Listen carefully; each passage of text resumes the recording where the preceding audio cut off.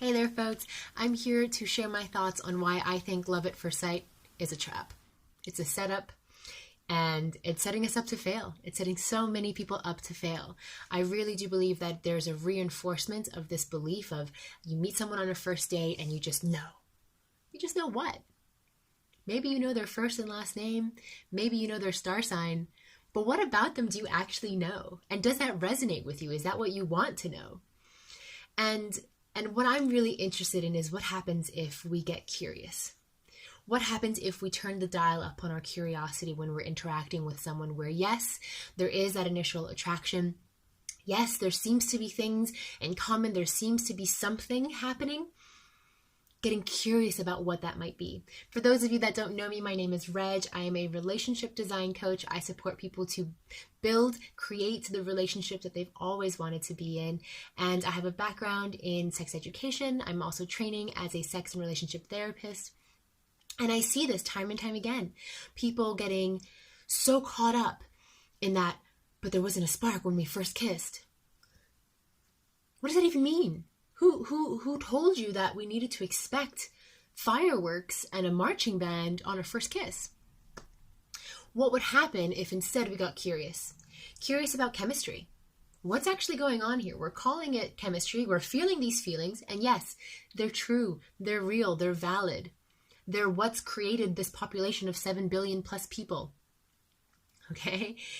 But, what's going on? So I've got these apocrine glands, and I've got these ectohormones, known as pheromones, sort of swimming around. What's underneath that? Getting really curious about how our body perceives and receives attraction, I think, is so fascinating.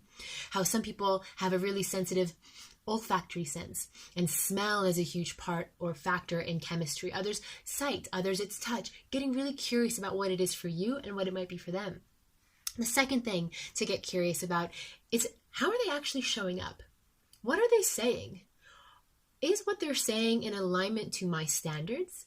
And if I don't know my standards, how do I find them out? That's what I help people with. I help people to get really clear on what their standards are around themselves, around the kinds of relationship that they want to be in.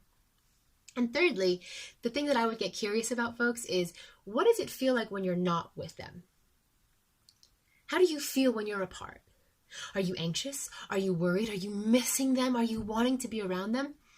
If so, what would happen if we press pause, and took a step back?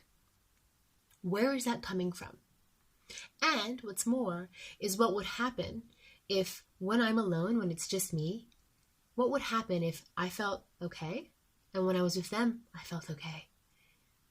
When there wasn't this huge gaping distance around how this other person is impacting our emotions, what if we entered into a relationship from a place of groundedness and self-awareness and self-love? And folks, that's what I'm here to do. I'm here to support people in that journey, to be able to go beyond chemistry and get into compatibility, get into alignment, get into living a fully expressed version of your life and creating a fully expressed, loving, sexy, joyful relationship with this person that, yes, enjoys the chemistry, but is also rooted by compatibility, rooted by mutual respect and trust. If any of what I'm saying is resonating, folks, do get in touch. Type a comment in the comments box below. Send me a DM. I'd love to speak with you. I'd love to discuss this more with you. Thank you so much for listening.